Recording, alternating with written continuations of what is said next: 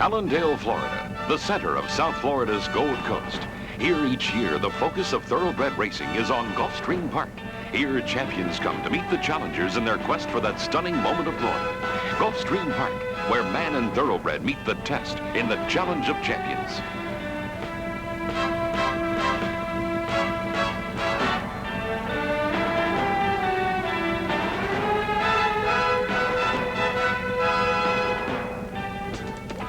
Gulfstream, born just 30 years ago, has emerged as the innovator in thoroughbred racing.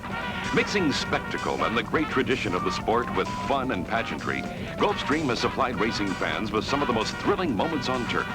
Great names in racing such as Kelso, Round Table, Forgo, Nashua, ridden by such greats as Arcaro, Shoemaker, Pinkai, Artak, competing for some of the largest purses in Florida history. It's this blending of great horses and humans mixed with racing's most modern facility that has made Gulfstream the landmark of racing that it is today. Located on 350 acres adjoining the inland waterway with the Atlantic Ocean in view, racing fans stroll through lush gardens, enjoy fine restaurants, or relax in the spacious clubhouse and grandstand. Gulfstream's tropical gardens and lake are a major South Florida tourist attraction, even when there's no racing. Visitors can tour the grounds with a stop at the Garden of Champions, a memorial to the great thoroughbreds who have raced at Gulfstream. The first big event of the season is the $58,000 Don Handicap at 1 mile and a furlong. Holding Pattern entered the starting gate, the pre-race favorite. They're off. Holding Pattern to the rail. Rod and Bull on the outside, and between horses, Blazing Gypsy moving up. Sharp Gary, Argumento, and Arby's Boy on past the stand. Rod and Bull with the lead. Blazing Gypsy into the rail is second. We come back to Holding Pattern. Holding Pattern coming to him to challenge for the lead. Yap of 3 lengths, Sharp Gary, and Arby's Boy through the stretches. Rod and Bull with the lead by 2 now. Rod and Bull with the lead by 2. Holding Pattern second, Arby's Boy third. As they come to the wire, Rod and Bull holds on to win by 1.5 lengths. Holding Pattern was second, very close for third, as Arby's Boy up to be third over Sharp Proud Gary. and Bold, written by Gene St. Leon, the victor over Holding Pattern.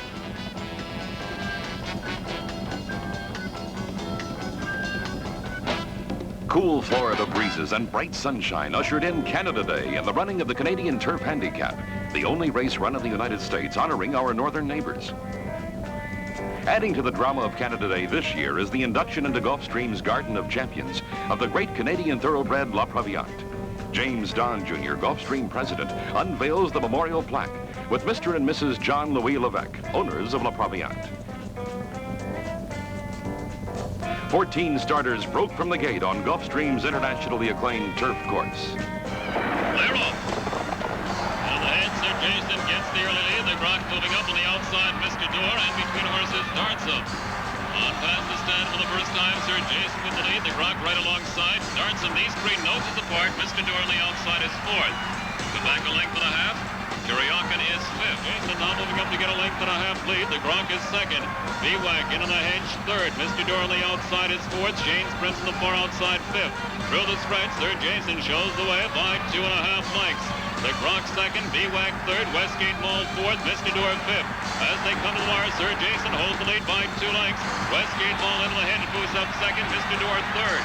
As they move to the wire, Sir Jason 1.5 lengths. Westgate Mall was second, Mr. Door was third. Sir Jason emerges as this year's Canadian winner with Miguel Rivera aboard.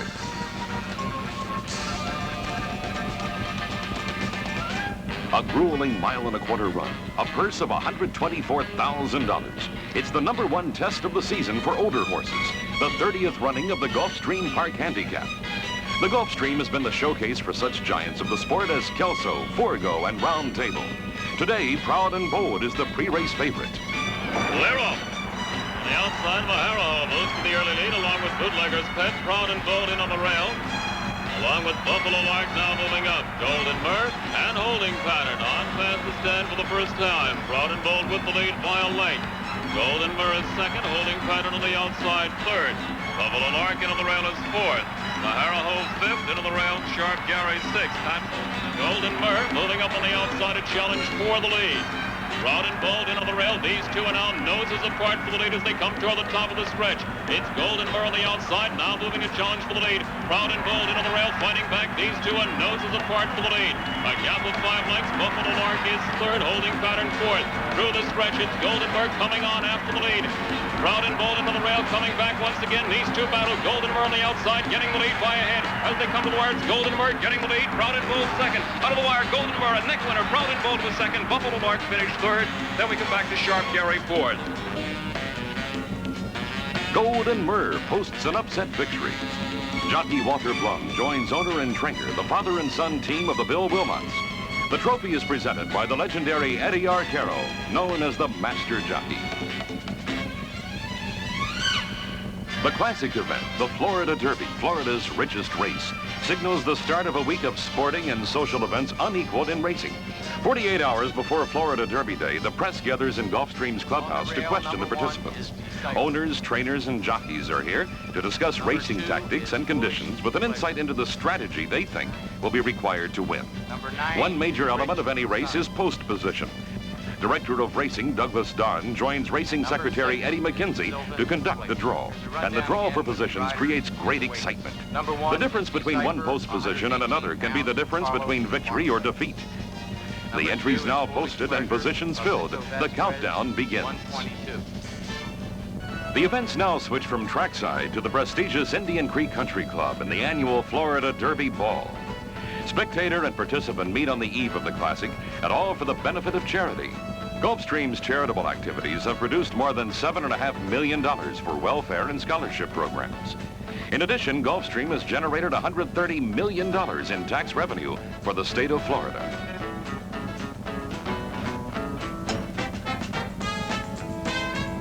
As Florida Derby crowds begin to arrive, the excitement of the day begins to build.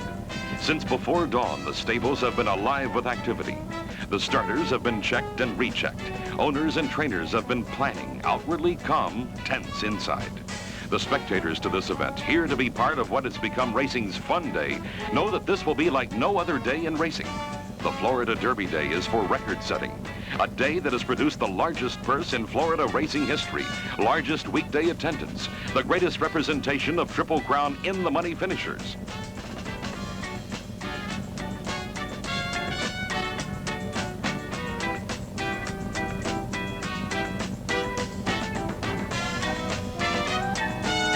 A fun tradition of the Florida Derby, the Derby Daiquiri, with Florida oranges, of course.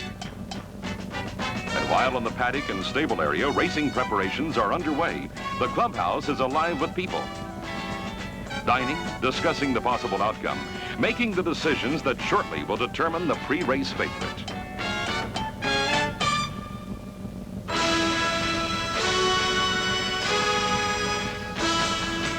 On the infield, the festivities are underway.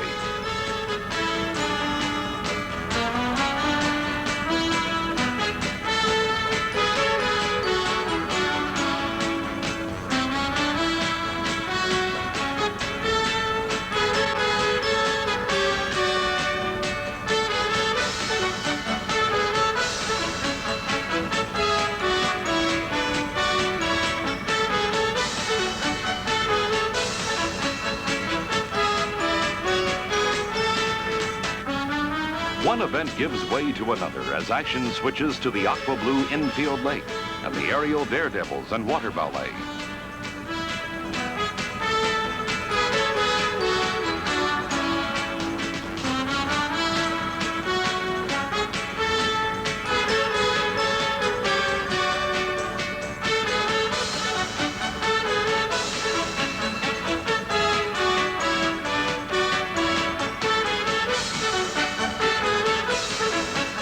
If there's one event that makes Florida Derby Day unique, it has to be the wild animal race.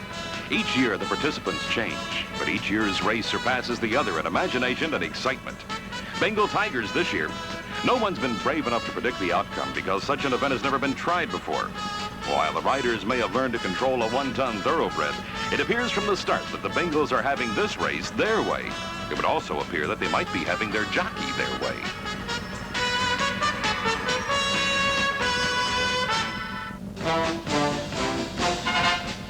The University of Miami Band of the Hour shifts attention to the grandstand area for a pre-race musical pageant.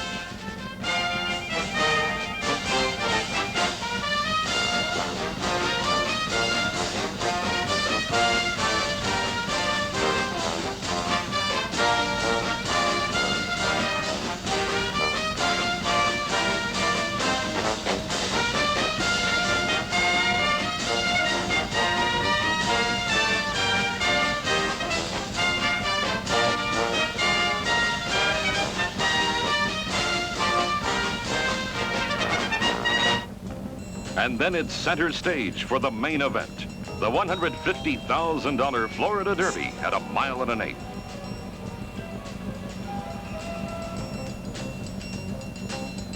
The fans have made Foolish Pleasure, the unbeaten colt with Jacinto Vasquez aboard, the strong favorite.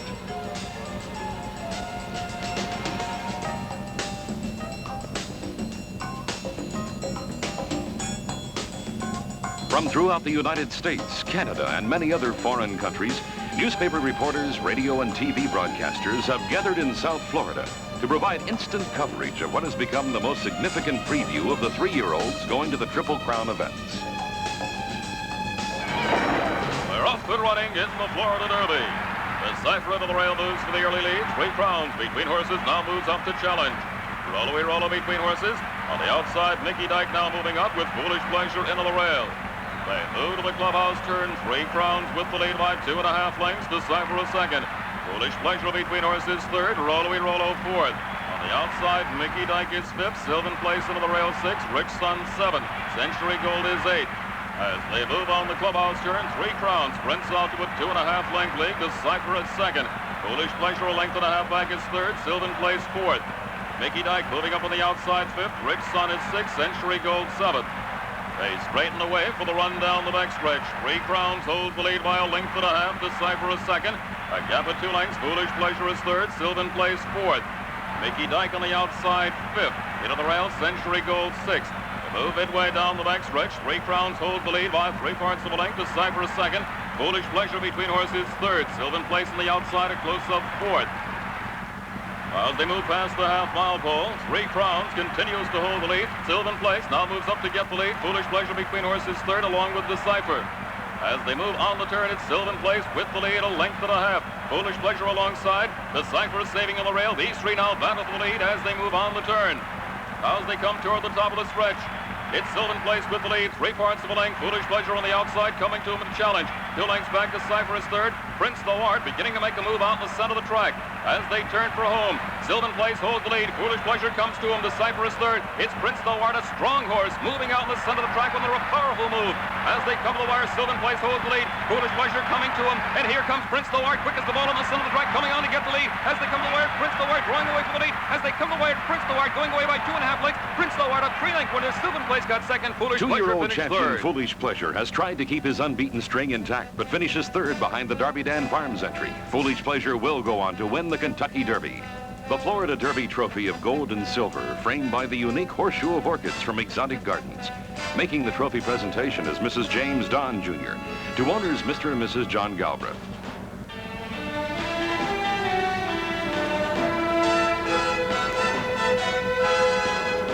The Florida Derby, the goal of the 3-year-old thoroughbred searching for fame and glory. Gulfstream, the annual setting for man and thoroughbred, as they go to the post to meet the challenge of champions.